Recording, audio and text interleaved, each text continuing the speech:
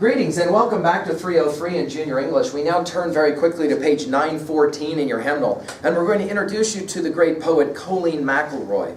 We will be studying For My Children, her offering. Let's go ahead and read really quickly, and you're going to be interested in what is said here on page 914, I'm going to guess, given where you're studying in room 303 of Worland High School, Worland, Wyoming. Take a look. An army brat, McElroy spent much of her youth on the move, living in Missouri, do you see the next word? Wyoming, and Germany. And she never seems to have stopped moving. She received her BA from Kansas State University, then headed to Pennsylvania to study speech and language. Next, she headed west, receiving a PhD in ethnolinguistics from the University of Washington. She stayed in Washington to teach English, but was still always on the move, traveling to Europe, South America, Japan, Africa, the South Pacific, and Southeast Asia. She grew up traveling, and so in her adult life, she wanted to continue to travel. McElroy began writing seriously when she was in her 30s.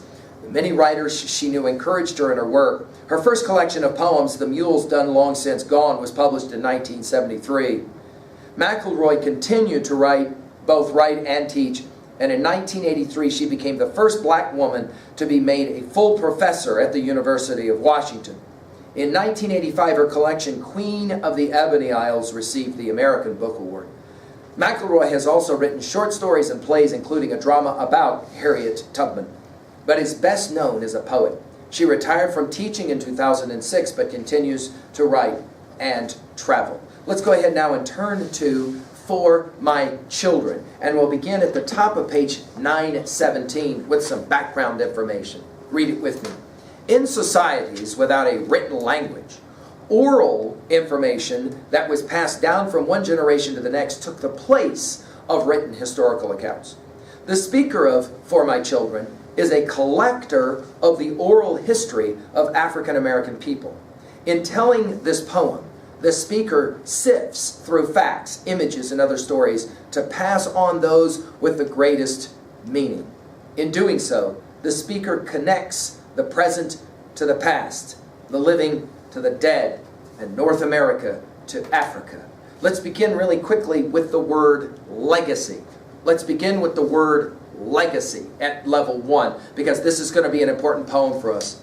Also, let's jump to 2B for just a moment before we engage in our reading and identify that we have 3 stanzas here. Do you see it? Notice the breaks, right? After line 6, correct? After line 12, after line 13, all right? So we want to pay attention to that one. And then notice as well that we have the final stanza over on page 918. Okay, so we've got a break here we want to pay attention to. Let's begin with a reading of the poem. And at the conclusion of the reading of the poem, I'm going to have you simply write down at level 1, what is this poem, summary-wise, what is this poem saying in regards to what children are supposed to learn? Let's read the poem. Just follow along. For My Children by Colleen McElroy. I have stored up tales for you, my children, my favorite children, my only children, of shackles and slaves and a bill of rights.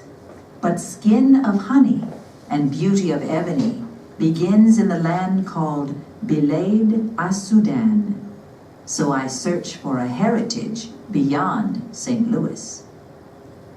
My memory floats down a long, narrow hall, a calabash of history. Grandpa stood high in Watusi shadows, in this land of yearly rituals for alabaster beauty, where effigies of my ancestors are captured in beetle tunes, and crowns never touch Bantu heads. My past is a slender dancer, reflected briefly like a leopard in fingers of fire. The future of Dahomey is a house of 16 doors. The totem of the Burundi counts 17 warriors, in reverse generations, while I cling to one stray Seminole. My thoughts grow thin in the urge to travel beyond Grandma's tale of why cat fur is for kitten britches, past the wrought iron rail of first stairs, in baby white shoes, to Ashanti mysteries and rituals. Back in the narrow hallway of my childhood, I cradled my knees in limbs as smooth and long as the neck of a bud vase. I began this ancestral search that you children yield now in profile and bust by common invention, in being and belonging. The line of your cheeks recalls Igbo melodies as surely as oboe and flute. The sun dances a honey and cocoa duet on your faces. I see smiles that mirror schoolboy smiles in the land called Bileda Sudan. I see the link between the Mississippi and the Congo. I want to begin in our level 1 actually on page 918 and the very end of this poem. I want to begin by looking at what she says. Look at it, line 29. I began this ancestral search that you children yield now in profile and bust by common invention, in being and belonging. Let's go ahead at level 1 really quickly now and just do an annotation of this poem, starting first of all with summary. Let's just say, what is this poem about? This poem is about heritage. This poem is about origins. This poem is about someone older talking to children and saying, you are not someone, but you are someone's. You are not somebody, you are somebody's.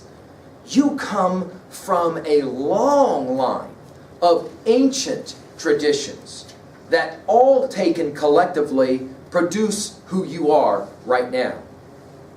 Of course, at 2a, this is a poem. Did you see it at the bottom of 917? Look at all your footnotes.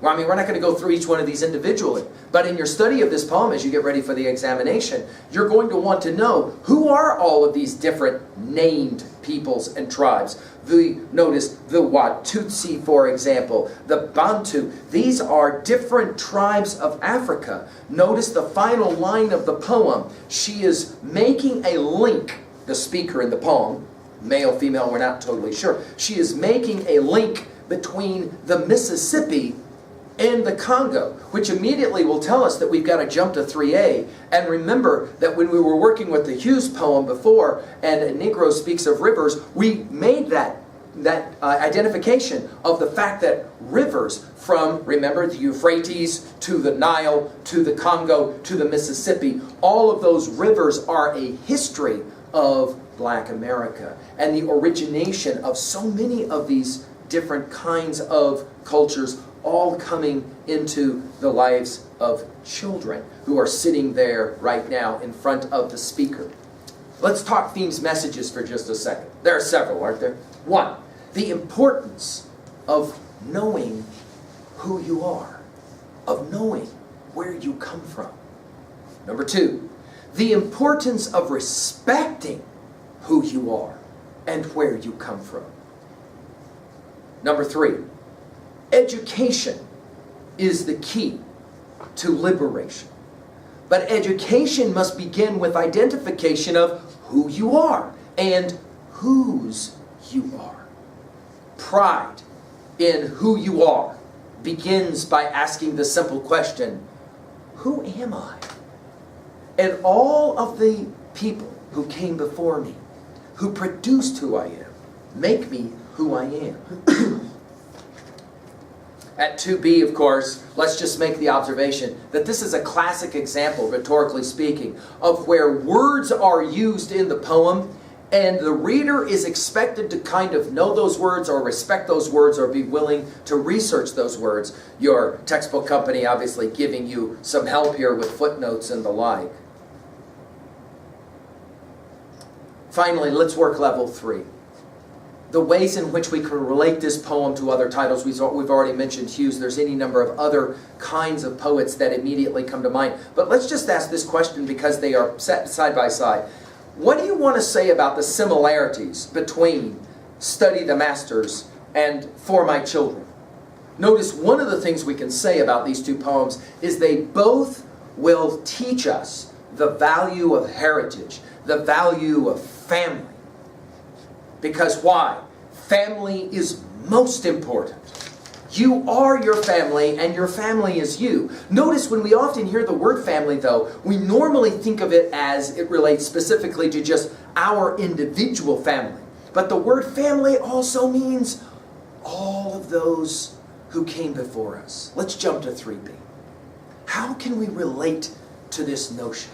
I once had a student who actually had the word family placed on his body as a way to be reminded that he is what he came from. It's a compelling idea.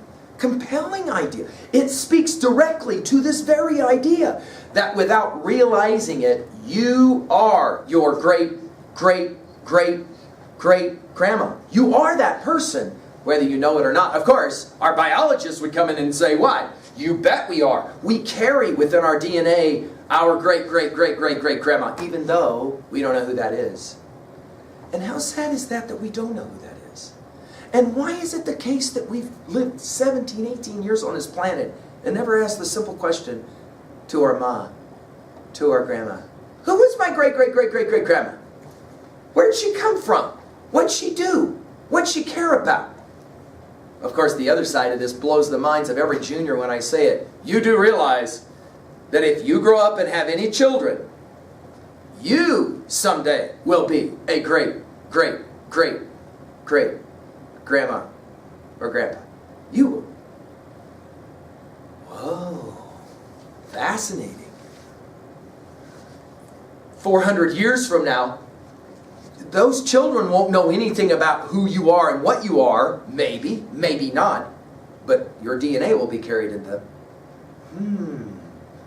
Fascinating. The idea of legacy. What does that mean to you? Maybe this is the best way to finish our lecture here on this poem. What does family mean to you? And if family doesn't mean anything to you, why not? Because as my student who carried the word on his body, on his arm, with him for the rest of his life would report, that is who I am. And I want to be reminded of that all my life. Because it matters to me. Wow, what a compelling idea. What an amazing poem here. Notice the title again one more time. For My Children. What will you leave for your great, great, great, great grandchild? That is an interesting question and a challenge as we pick up this poem. Thank you.